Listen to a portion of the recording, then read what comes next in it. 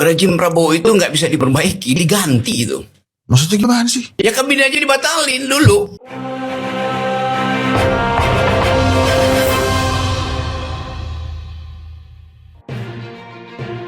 Sulit mempertahankan rezim Prabowo. No hope.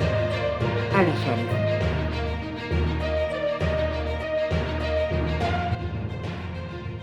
Sebuah pemerintahan tidak runtuh hanya karena kritik. Sebaliknya, kritik justru merupakan vitamin bagi demokrasi.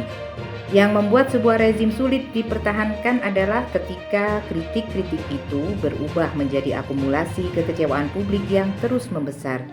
Sementara pemerintah gagal memberikan jawaban yang meyakinkan. Dalam konteks itulah pernyataan filsuf publik Rocky Gerung yang sejalan dengan seruan Denny Indrayana agar rezim Prabowo diganti melalui mekanisme demokrasi patut dibaca sebagai gejala politik yang lebih dalam, bukan sekadar retorika oposisi.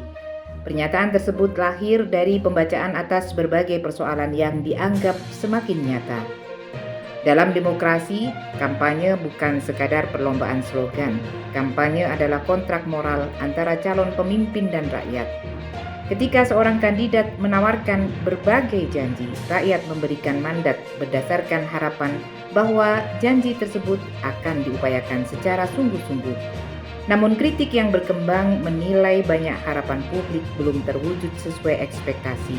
Biaya pendidikan masih menjadi beban berat bagi banyak keluarga. Di sektor transportasi, janji kemudahan belum dirasakan secara luas. Pelayanan kesehatan masih menghadapi berbagai tantangan yang memberatkan sebagian masyarakat.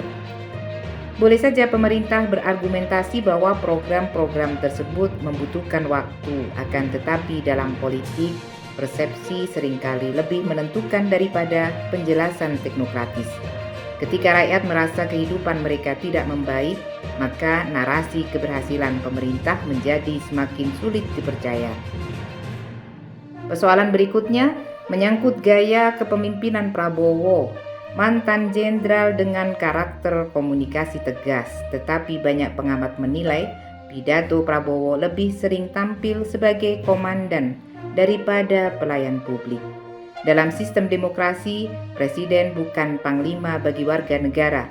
Presiden adalah pejabat publik yang memperoleh mandat dari rakyat dan bertanggung jawab kepada rakyat melalui mekanisme konstitusional. Di sisi lain, isu lama mengenai dugaan pelanggaran hak asasi manusia kembali menjadi sorotan di ruang publik.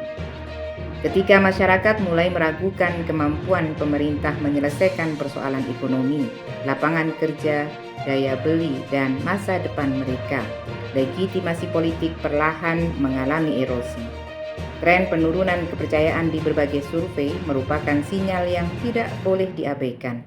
Bagi rakyat kecil, indikator keberhasilan bukanlah presentasi ekonomi di ruang seminar, melainkan apakah penghasilan mereka cukup untuk memenuhi kebutuhan keluarga.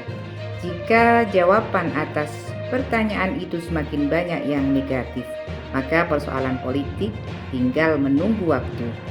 Tidak ada pemerintahan yang kebal terhadap kritik. Karena itu seruan agar rezim diganti tidak seharusnya dipahami sebagai ancaman terhadap negara, melainkan bagian dari kebebasan berpendapat sepanjang disampaikan secara damai dan sesuai konstitusi.